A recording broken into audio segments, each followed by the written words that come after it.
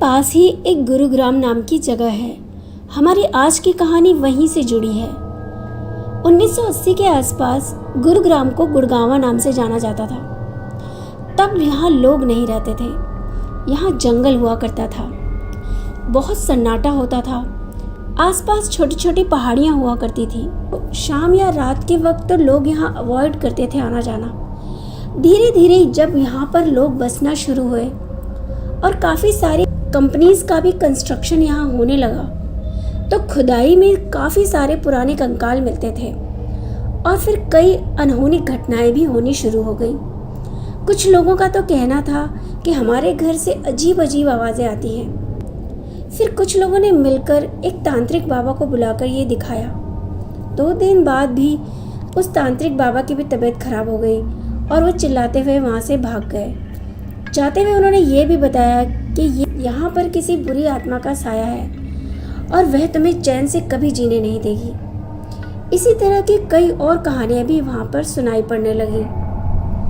फिर वहाँ research team को बुलाकर जब पता लगाने की कोशिश की गई तो पता चला कि मुगलों के ज़माने में जब व्यापारी यहाँ से गुजरते थे तो कुछ डाकू उन्हें लूट लिया करते थे और मार के यहाँ दफन कर दिया करते थे। साल 2005 की बात है, जब यहाँ पर एक बीपीओ कंपनी में काम करने वाली एक लड़की जिसका नाम रोज़ था और उसकी उम्र लगभग 26-27 के आसपास होगी, वो काफ़ी एक्टिव थी अपने काम में और काफ़ी सीरियसली अपने काम को किया करती थी। कॉल सेंटर में उसका काम फ़ोन रिसीव करना था और उसके काम से उसके बॉस, उसके टीम लीडर काफ़ी खुश थे, जिसकी वजह से कई बार वो एम्प्लॉय ऑफ द मंथ भी रह चुकी थी। सब कुछ ठीक ठाक ही चल रहा था कि अचानक एक दिन दोपहर के वक्त एक फ़ोन आता है। फ़ोन पे बातें करते वक्त रोज़ काफ़ी सीरियस और गुस्से में लग रही थी। अधिकतर कॉल की एक लिमिट होती है 3 से 5 मिनट तक, पर इस कॉल पर रोज़ 1 घंटे से ज़्यादा टाइम तक बात करती रही। वो गुस्से में और परेशान भी लग रही थी। फ़ोन रखने के तुरंत बाद वो वहाँ से चली गई। टीम लीडर ने जब रोज़ के बारे में पूछा तो ऑफिस वालों ने बताया कि उन्हें नहीं पता, बस रोज़ ने यही कहा कि वो घर जा रही है।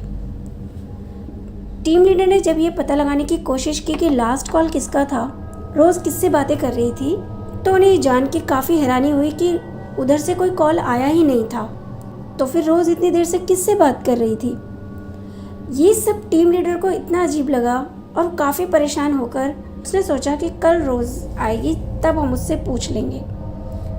पर अगले दिन भी रोज़ ऑफिस नहीं आती है। 3-4 दिन ऐसे ही गुजर जाते हैं। अब टीम लीडर को काफ़ी टेंशन हो जाती है कि ऐसा कभी नहीं हुआ कि रोज़ कभी ऑफिस ना आई हो, उसने फ़ोन नहीं उठाया हो, या उसने रिपोर्ट ना किया हो, या मेल का जवाब ना दिया हो।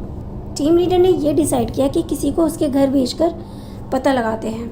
फिर रोज़ का एड्रेस निकाला गया ऑफिस से, तो पता चला कि वह गुड़गांवा में ही रहती है। फिर उन्होंने एक ड्राइवर को, जो रोज़ को कई बार नाइट शिफ्ट के बाद उसके घर छोड़ चुका था, उसे भेजते हैं कि उसके घर जाकर पता लगाओ कि वह क्यों नहीं आ रही है। जब ड्राइवर उसके घर के पास आया जहां उसने कई बार छोड़ा था और वहां उसने घर का दरवाज़ा खटखटाया, उसने पूछा लैंडलॉर्ड से कि क्या रोज़ नाम की लड़की यहाँ रहती है? वो हमारी ही कंपनी में काम करती है। क्योंकि वो 3-4 दिन से ऑफिस नहीं आई है, फ़ोन भी नहीं उठा रही है। लैंडलॉर्ड ने बताया कि इस नाम की कोई लड़की यहाँ नहीं रहती है। ड्राइवर को भी काफ़ी हैरानी होती है क्योंकि उसने खुद ही इसी दरवाजे के बाहर रोज़ को कई बार छोड़ा था।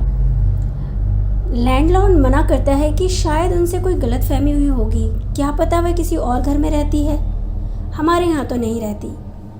जब ऑफिस में जाकर उसने ये बात टीम लीडर को बताई तो सभी लोगों की टेंशन काफ़ी बढ़ गई कि पहले तो फ़ोन कॉल इतना मिस्टीरियस था और अब एड्रेस भी गलत है, तो ये सब क्या है।